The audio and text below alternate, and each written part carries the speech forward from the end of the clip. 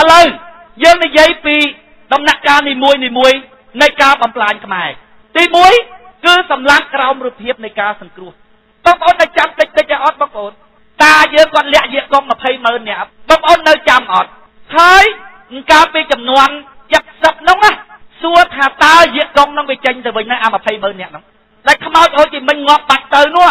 អា20000នាក់វាព្រមចេញពីស្រុកយើងវិញអត់ហើយដល់ពេលតាមពាវនាវឲ្យចូលព្រៃណាសួរថាតើចូលទៅនៅជាមួយអាណាគេហើយកម្លាំងខ្មែរក្រហមប៉ុណ្ណឹងវាយឈ្នះទ័ពលន់ណុលដែលជាទ័ពបានវឹកហាត់ដោយអាមេរិកឬយ៉ាងណាបើគ្មានយាកកងជួយវាយសួរថាតើពួកទ័ពអស់នឹងទ័ពប៉ុលពតដែលយើងស្គាល់ឈ្មោះផងនឹងមកពីណាកែនកទ័ពអីបានប្រមាណបើទ័ពពួកនោះមិនជួយវាយទេសួរថាហេតុអី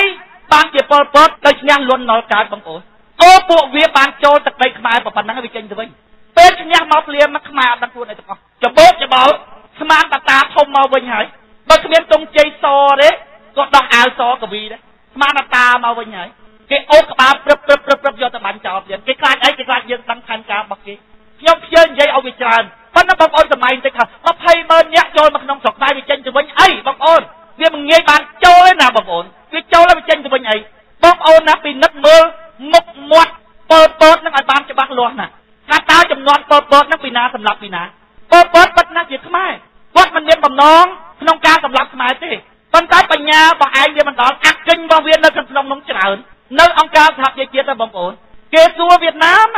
ថាយ៉ាងម៉េចដែរអ្នកឯងដាក់ទូតទៅស្រុកខ្មែរប្រទេសខ្មែរយ៉ាងម៉េចដែរវៀតណាមនិយាយថាល្អទេអត់អីទេបងប្អូនអត់ដឹងដល់ពេលឥឡូវ7អ្នករាគ្មានពីណាមានគុណដល់វៀតណាមទេម្ចាស់ថ្លៃសម្រាប់ក្រោមរូបភាពនៃការសង្គ្រោះបងប្អូនណាខ្ញុំអត់ចង់និយាយជ្រៅពេលដែលគេបង្កើតរណសេរី2ធ្នួនរណសេរីសង្គ្រោះជាតិកម្ពុជាណាពួកយើងពីនេះទៅណាស្មានទៅរត់ប្រាស់យកទេមិនរត់ទៅបង្កើតរណសេរីអីទេអាខាងកើតនឹងវារៀបចំគម្រោងរួចស្រេចវាដឹងថាបន្តិចទៀតឯនឹងរត់ទៅដូច្នេះវារៀបចំឲ្យត្មងណាយើងរត់ប្រាស់យកទេខ្លាចប៉ុលពតសម្រាប់វិញនោះពីព្រោះប៉ុលពតតាមសម្រាប់ក្រុមសោភឹមនោះឯនោះនៅខាងកើតរត់ទៅក្នុងរត់ប្រាស់យកទេប៉ុន្តែដើម្បីចូលស្រុកខ្មែរស្របច្បាប់ណាបងប្អូនវៀតណាមគេរៀបចំឲ្យណាពីធ្នូហ្នឹងហើយបងប្អូនណាពេលដែលខ្មែរយើងមានចំនួនអត់គ្រប់ទេមានចំនួនប៉ុណ្ណឹងមិនបន្ធប់ប្រការរណសេរីយកអាពួកខាងកើតហ្នឹងមកស្លៀកសរងស្លៀកអីដូចខ្មែរនៅក្រោយឡើងទឹកទៅពេញព្រៃថតទុកឯកសារអានោះបង្កើតឲ្យទេបង្កើតពីធ្នូបងប្អូនចាំណាមើលវាយបែក7អ្នករាមួយខែប៉ុន្មានថ្ងៃខ្មែរយើងកំពុង20កតោនឹកឃើញអីវត្តផ្ទះយកហ្នឹងអាខាងកើតវាគិតទុករួចជាស្រេចដើម្បីចូលប្រទេសខ្មែរតើត្រូវធ្វើម៉េចចូលឲ្យស្របច្បាប់ចូលមកណាបងប្អូនទ្រព្យសម្បត្តិដែលប៉ុលពតប្រមូលពីប្រជាពលរដ្ឋទៅយកទៅទុកឃ្លាំងឯងកំពុងតែបែកច្បុកច្បល់កូនចៅវាដឹកថាខ្ទេចខ្ទីអស់មាសពេជ្រដែលប៉ុលពតជូនយកមកដាក់ក្នុងឃ្លាំងខ្ទេចទាំងអស់ប៉ុណ្ណឹងហើយខ្មែរមើលមុខអាខាងកើតនឹងអត់យល់ថាគេមកសង្គ្រោះទៀតសម្រាប់ក្រោមរូបភាពនៃការសង្គ្រោះម្ចាស់ថ្លៃមិនបាត់ខ្មែរអត់យល់បងប្អូនមើលទៅតុលាការខ្មែរក្រហមទៅអង្គការសហប្រជាជាតិទាមទារកាត់ទោសដោយតុលាការអន្តរជាតិតុលាការអន្តរជាតិមានអំណាចយុត្តាធិការមានអំណាចផ្លូវច្បាប់កាត់ទោសមកពិភពលោកប៉ុន្តែពួកយើងឯនេះអត់ព្រមខ្លាចរ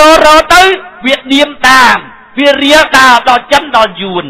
ដល់អញ្ចឹងយើងអត់ព្រមទេទោះតែបង្កើតតុលាការកូនចាប់ប៉ុន្តែនៅក្នុងតុលាការកម្ពុជាដែលមានអំណាចយុត្តាធិការតែក្នុងរង្វង់កម្ពុជាទេអត់មានឲ្យរៀលដល់អាខាងកើតទេ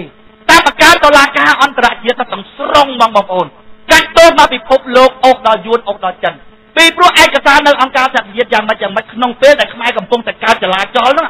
អាបរទេសខាងកើតហ្នឹងវានិយាយនៅអង្គការសហប្រជាជាតិយ៉ាងម៉េចឯកសារទាំងអស់មានទាំងអស់ប៉ុន្តែយើងទាមទារឲ្យបង្កើតតុលាការមួយក្រោមអំណាចផ្លូវច្បាប់តែក្នុងតុលាការកម្ពុជាទេបើហែងមិនព្រមបង្កើតតុលាការហ្នឹងទុកយូរទៅទៀតខ្មែរក្រហមងាប់អស់កប់បញ្ជីនឹងចោលឥឡូវឯងទៅតាមផ្លូវណាអន្តរជាតិទៅមកចរចា 4-5 ដងចង់បង្កើតតុលាការអន្តរជាតិបង្កើតអត់បានព្រោះកាត់តាមតុលាការអន្តរជាតិកាត់ក្តីមកពិភពលោកអូកកយួនអូកកចិនមកសួរបញ្ហាត្រូវមកសួរដល់ពេលអញ្ចឹងឯនោះសកត់ឲ្យយើងនេះសកត់ឲ្យកុំឲ្យបង្កើតដើម្បីអីថាដើម្បីកុំឲ្យរៀលដល់អញបងប្អូនមើលឈ្មោះតុលាការស្រុកខ្មែរសប្ថ្ងៃហ្នឹងតុលាការខ្មែរក្រហមស្រុកខ្មែរសប្ថ្ងៃបងប្អូនឈ្មោះអីអង្គជំនុំជម្រះវិសាមញ្ញក្នុងតុលាការកម្ពុជាក្នុងតុលាការកម្ពុជាវិសាមញ្ញប្រែមកថាមិនសាមញ្ញ ហេតុអីមិនសាមញ្ញថាវាមិនដូចតុលាការដទៃទៀតពីព្រោះវាមានចៅក្រមអន្តរជាតិចូលរួមអញ្ចឹងមិនមែនសាមញ្ញទេវិសាមញ្ញប៉ុន្តែក្នុងតុលាការកម្ពុជារឿងនេះចង់ដោះស្រាយឲ្យដឹងថាអ្នកណាជាអ្នកណាទោះតែហៅអាខាងកើតហើយនឹងចឹងនឹងមកសួរបានរឿងហ្នឹងវាអាចចេញជារឿងបានអញ្ចឹងបានខ្ញុំថាខ្ញុំមិនដែលតាមដានតុលាការខ្មែរក្រហមធ្វើអីទេព្រោះអីតុលាការខ្មែរក្រហមនេះណាបងប្អូនជាទឹកមកធនយ៉ាងសស្អាតយកទៅលាងឈាមខ្មែរដែលប្រឡាក់មុខឃាតករហ្នឹងឲ្យជ្រះស្អាតតែកាត់ក្តីរួចហើយអាបរទេសខាងកើតរួចខ្លួនមកតែទេមកតុលាការខ្មែរក្រហមនេះជាទឹកមកធនយ៉ាងស្អាតទៅលាងឈាមរបស់ប្រជាពលរដ្ឋខ្មែរដែលជាប់នឹងមុខឃាតករឲ្យស្អាតទេខ្មែរគិតតែពីរស់គិតតែពីរន់គិតតែពីជ្រៀងគ្មានដឹងខ្យល់អីទាំងអស់បាត់ពលិតបាត់ពលះអស់អាលីងអាចយើងដឹងមិនទាន់ត្រូវគ្រឿងញៀនឈឺចាប់ចិត្តងាប់បងប្អូនតុលាការមួយនេះណាបងប្អូនលាងឈាមប្រជាពលរដ្ឋខ្មែរដែលជាប់មុខឃាតករចេញទៅវិញកាលពីឆ្នាំ1987ចេញទៅវិញនេះចេញទៅអាវទេបងប្អូនទោះអាខាងកើតចេញទៅអាវទេស្ថាប័នយើងវានៅពេញទាំងអស់អំណាចប្រមូលផ្ដុំទៀតបលិញឲ្យទានពេញដៃវាទាំងអស់តែចិត្តដូចឡាវតែចិត្តដូចឡាវមានឈ្មោះតាឡាវអញ្ចឹងទៅបងប្អូនទៅមើលសាលាឃុំឡាវតុងជ័យយួនមួយតុងជ័យឡាវមួយអញ្ចឹងអានឹងបំណងខ្មោចហូជីមិញបានសម្រាប់ហើយបងប្អូនទៅនិយាយជាមួយខ្មែរពីរឿងហ្នឹង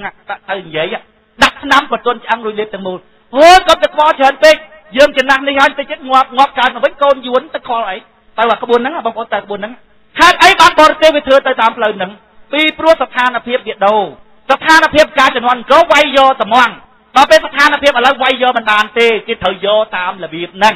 ខ្ញុំអត់ចង់និយាយច្រើនទេបងប្អូនអាកម្លាំងក្រោមរូបភាពនៃការសង្គ្រោះហ្នឹងឥឡូវខ្មែរយើងខាង7មករាថ្ងៃសង្គ្រោះអរគុណគេទៀតទៅសប្ថ្ងៃអាណានិយាយប៉ះទៅតែអាល្មើគុណល្មិលអីទៀតនោះខ្ញុំអត់ចង់និយាយនាំឲ្យឆ្លោះគ្នាបងប្អូនប៉ុន្តែរឿងនេះច្រើនណាស់បងប្អូនស្លាប់ឲ្យយើងអស់ត្មងរួចហើយចូលមកយកដីយើងហ្មងវាអត់តំណងបងប្អូនអញ្ចឹងវាទុកខ្លះចឹងហើយកាលហ្នឹងអន្តរជាតិវាផ្អើលថាសម្រាប់ប្រទេសខ្មែរវាចង់ចូលហើយដល់ចង់ចូលហើយអាកាការដើម្បីឲ្យចូលស្របច្បាប់វាទាល់តែមានចលនារណសេនាមួយដែលជារបស់ខ្មែរតែហៅគេមកផ្ដិតមេដៃចុះខត្តលេខាហៅគេចូលមិនមែនខ្ញុំចង់ចូលទេមានគេហៅខ្ញុំចូលអ្នកចលនារណសេពីធ្នូហៅខ្ញុំចូលដែលជាចលនាសង្គ្រោះជាតិអាចចលនាពីធ្នូណាអាខាងកើតវារៀបចំឲ្យឯងកំពុងរត់បន្ទូប្រចាំទៅមិនទាន់នឹកឃើញអីស្អីតាមមួយខែជាងបន្តិចបកកើតរណសេរួចវាយចូលស្រុកខ្មែរបានគម្រោងការអនុងដឹងថាបន្តិចទៀតវាមានមនុស្សរត់ចូលទៅខាងនោះដូច្នេះនឹងបកកើតរណសេហើយបងប្អូនមើលឯកសារតែគេថតបកកើតពីធ្នូទៅនៅខាងក្រោយនោះអត់ទឹកនោះជាពាក់កៅអៅខ្មែរនោះមិនខ្មែរអត់មានមាត់មួយម៉ាត់អាខាងមុខក៏ខ្មែរទៅអាក្រោយនោះដើម្បីឲ្យទុកជាឯកសារថាយើងទៅហៅគេឲ្យមកចូលគេមិនមែនចង់ចូលទេគេរៀបចំគម្រោងយូរណាស់ហើយម្ចាស់ថ្លៃសម្រាប់ក្រោមរូបភាពនៃការសង្គ្រោះខ្ញុំបញ្ចប់ទៅនឹងចុះអាចចំណុចទី1គឺសម្រាប់ក្រោមរូបភាពនៃការសង្គ្រោះពីព្រោះដំណាក់កាលនេះមិនមែនជាដំណាក់កាលសំរុំនិយាយរឿងនឹងទេវាអាចនឹងមានបញ្ហាដល់អ្នកនិយាយបញ្ហារាំងខ្ទប់ចលនារបស់យើងផងអញ្ចឹងមើលស្ថានភាពរបស់យើងថាប៉ុណ្ណឹងបានហើយសម្រាប់ក្រោមរូបភាពនៃការសង្គ្រោះ